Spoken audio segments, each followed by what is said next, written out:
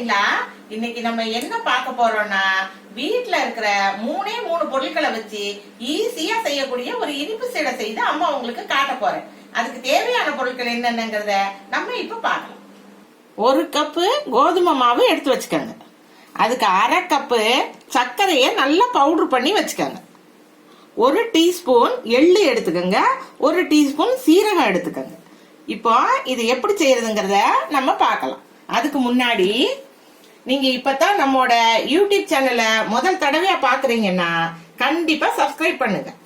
அப்படியே பக்கத்துல இருக்க பெல் பட்டனையும் அமுக்குங்க. அப்பதான் நம்மோட வீடியோ உங்களுக்கு உடனே தெரியும். இப்போ இந்த பவுல்ல கோதுமை மாவு போட்டுக்கலாம். அதோட இந்த சர்க்கரையும் போட்டுக்கலாம். இந்த சீரகத்தையும் எள்ளையும் போட்டுக்கலாம். இப்போ இதெல்லாம் நல்லா கலந்துக்கங்க.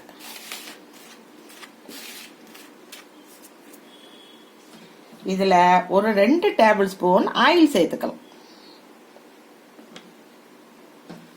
இப்போ இதையும் நல்லா கலந்துக்கலாம். இப்போ இந்த மாதிரி நல்ல ஆயிலும் சேர்த்து நல்லா விரவிக்கங்க. இப்போ நம்ம கொஞ்சம் கொஞ்சமா தண்ணி சேர்த்து பிசைய போறோம்.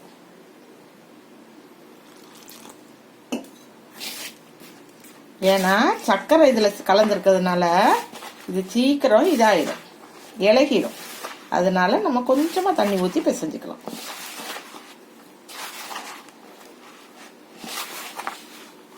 இது ஒரு சப்பாத்தி மாவு மாதிரி பிசைஞ்சு வச்சுக்கணும். இந்த மாதிரி நல்ல சப்பாத்தி மாவு மாதிரி நல்லா பிசைஞ்சு வச்சுக்கோங்க. இப்போ இதை நம்ம சின்ன சின்ன உருண்டைகளா உருட்ட போறோம்.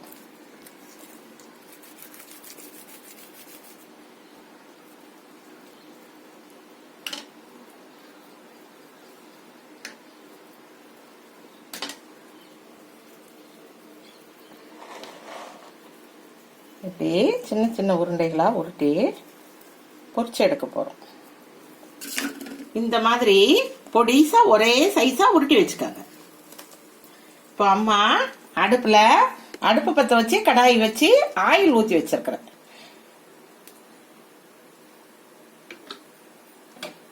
இதுக்கு எதுக்கு இவ்வளவு ஆயில் ரொம்ப கம்மியா ஊத்தி இருக்கிறேன்னா, அந்த உருண்டை முங்குற அளவுக்கு தான் எப்போதுமே சீடைக்கு எண்ணெய் இருக்கணும்.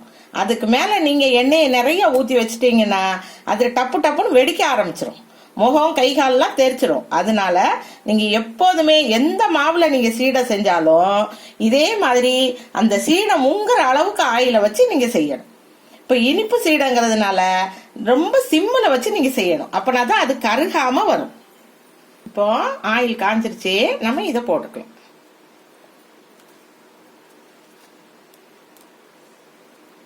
இந்த அளவுக்கு ஆயில் இருந்தா தான் இது வெடிக்காம வரும். இல்ல அப்படின்னா நிறைய வெடிச்சிரும். சரிங்களா? இந்த மாதிரி ஆயில் கம்மியா வச்சு எடுக்கணும்.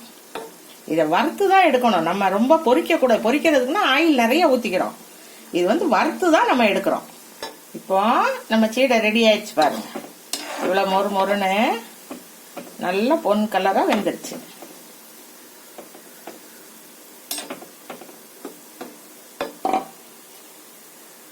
இதை நீங்க எடுத்துடலாம். அவ்வளவுதான் பிள்ளைங்களா. இன்னைக்கு அம்மா உங்களுக்கு இனிப்பு சீடை செய்து காட்டியிருக்கிறேன். இந்த சீடைய நீங்க எல்லாரும் உங்க வீட்டுல செய்து பார்த்துட்டு சாப்பிட்டு பார்த்துட்டு இது நல்லா இருந்ததுன்னா நீங்க எல்லாருக்கும் தெரியப்படுத்தணும். நன்றி.